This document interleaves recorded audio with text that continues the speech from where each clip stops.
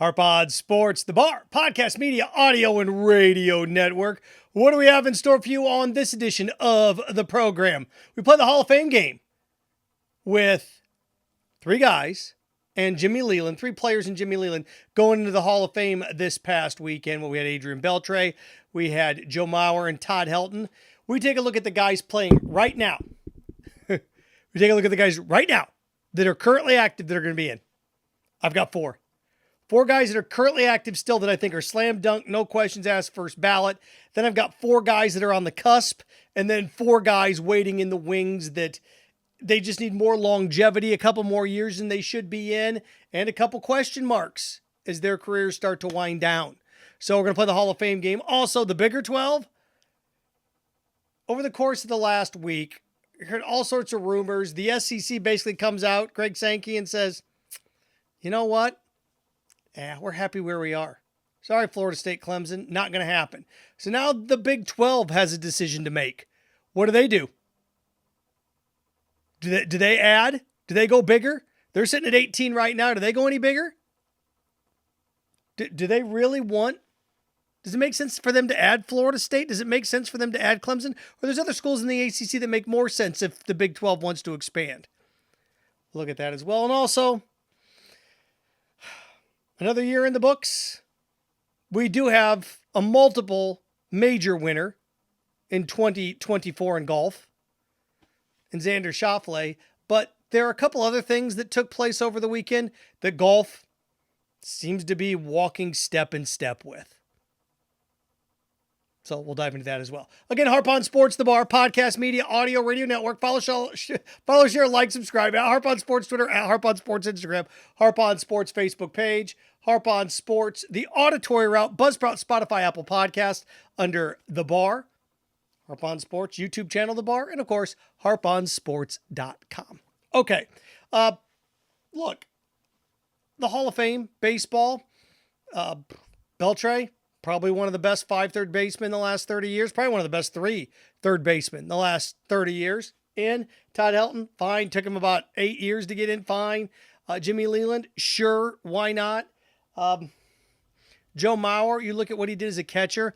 What did Tim Kirchin say? Only 6 times as a catcher won a batting title. Joe Mauer's got 3 of them. Oh, okay.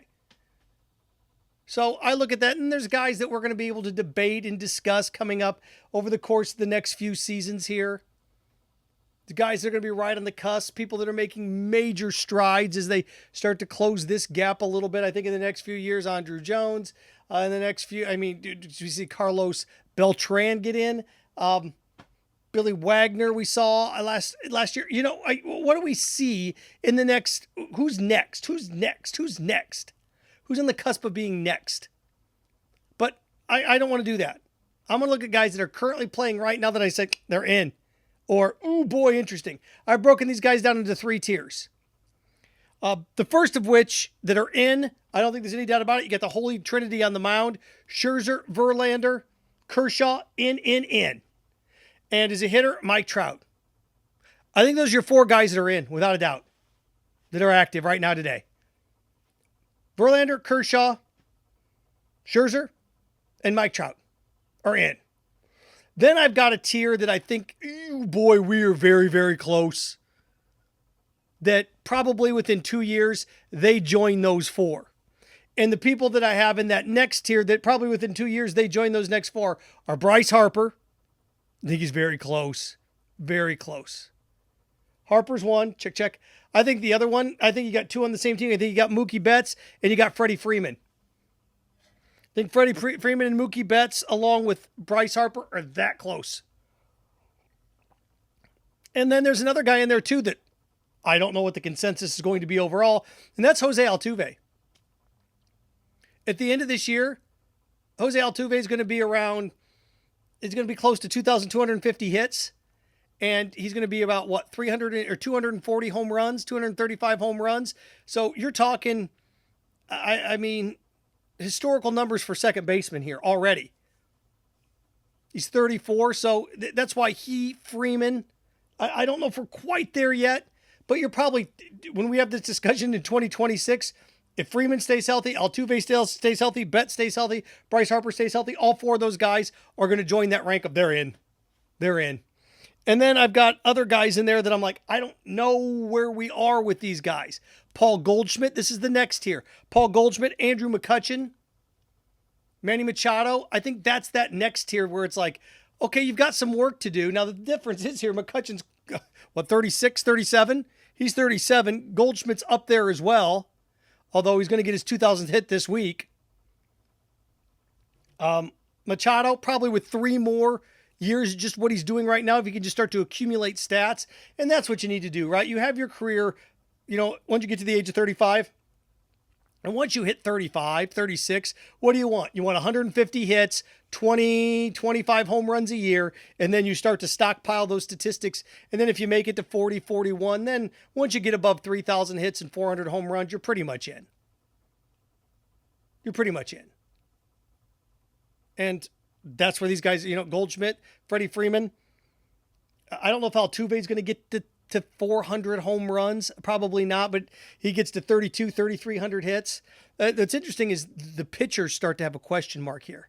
I once these big three are done, I don't know who that next guy on the mound is. You don't have too many guys that get into the Hall of Fame as a starter that have under 200 wins. Are we starting to look at that? I know. I left. There's guys that could be like Joey Votto and Zach Greinke that are still technically active. I'm talking about playing right now. I think you got 4 at the top. I mentioned them. 3 on the mound: Scherzer, Verlander, Kershaw, and Trout. Then you've got 4 that are sitting there that are up next within the next 18 to 24 months: Harper, Freeman, Betts, and Altuve. And then your next tier, which is your McCutchens, your Goldschmidts, your Machados. I like to point like at a guy like Garrett Cole. Well, if you can stay healthy, that's just it. And these other guys have pretty much stayed healthy. See, we're in an era now where there's quite a few active Hall of Famers. It'd be interesting to see if all. Well, it's not going to happen, right? Trout's not retiring; he just can't stay healthy.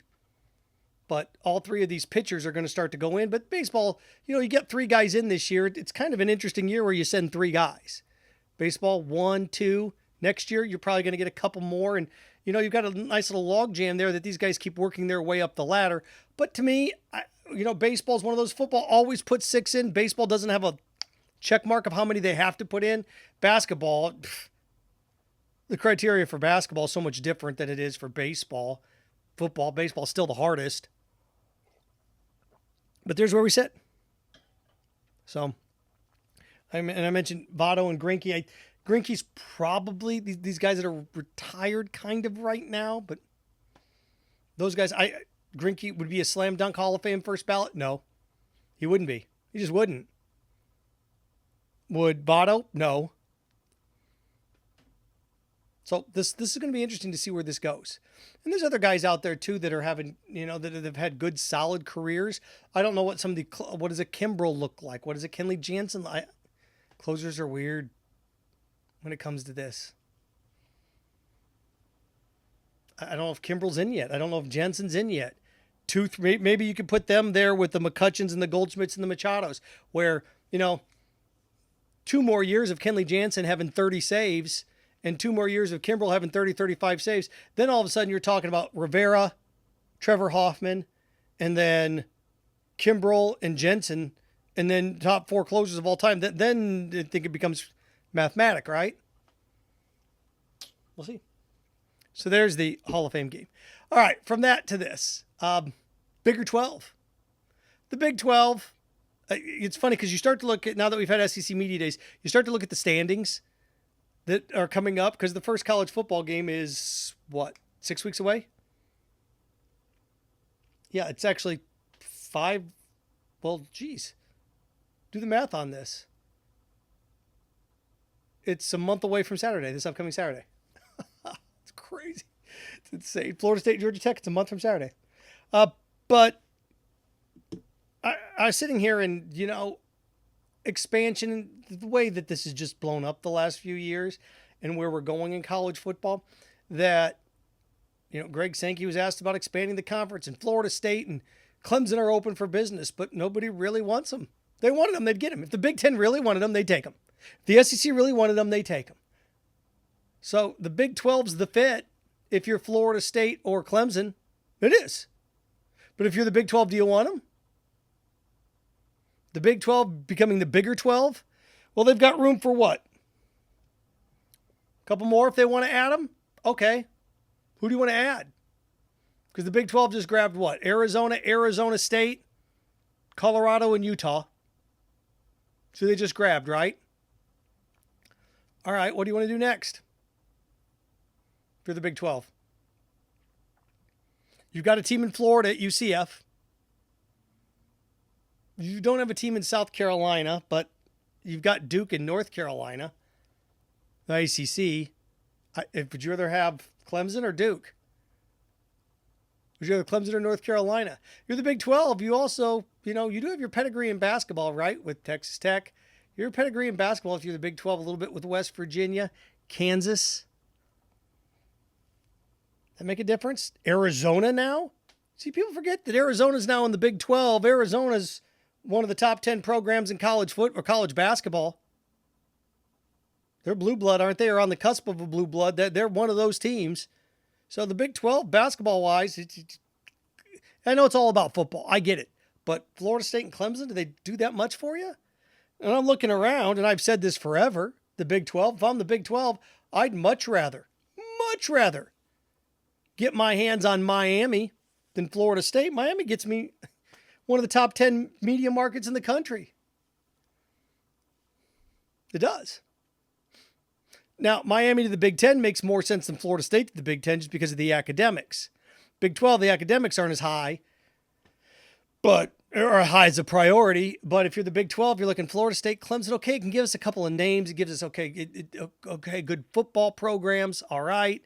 But we want to increase our value or competition? For the Big 12, do you want to increase your value or competition? Now, you could just call all bets off and just go for a splurge, and you could add North Carolina, Duke, Florida State, Clemson, call it a day. The ACC's got to be looking at this and being like, okay, look, we're working with you here. I know we signed this rights deal, but if I'm the Big 12, I'm looking and go, you know what? If I really want to grow, if I'm the Big 12 and I really want to put a hardcore check on this, I'd add North Carolina, Duke, Georgia Tech, and Miami if I were the Big 12. That's who I'd add. I get Atlanta, I get Miami, I get the Charlotte area, Duke and Carolina. And I got Kansas, Arizona, Duke, Carolina, basketball strong. You could sit there and say, well, what about football? Oh, okay, well, I mean, you're right. I got Miami and North Carolina, Georgia Tech and Duke, really. But then if you're going to go into that route, you've got Pitt. I don't know what Pitt does for you geographically or football program-wise. Look, there's no doubt about it. Florida State and Clemson will add you, the football prestige. Miami and, to me, Florida State are neck and neck when it comes to history of football programs. Except Miami, I get a top 10 market. I'm the Big 12, and I'm adding two teams. I'm adding North Carolina, and I'm probably adding North. Look, if I am the Big 12 and I can add two teams, I'm adding North Carolina, Miami, not Florida State and Clemson. That's who I'm adding. I get decent football programs. I get bigger cities. Now, I know Oklahoma and Texas, Austin's a top 40 media market, but look, that's Texas and Oklahoma. That's different. So these conferences keep growing. The bigger 12, if they want to go bigger, I guess. Makes more sense to go that route than a Memphis or a Washington State. Florida State and Clemson make more sense than that.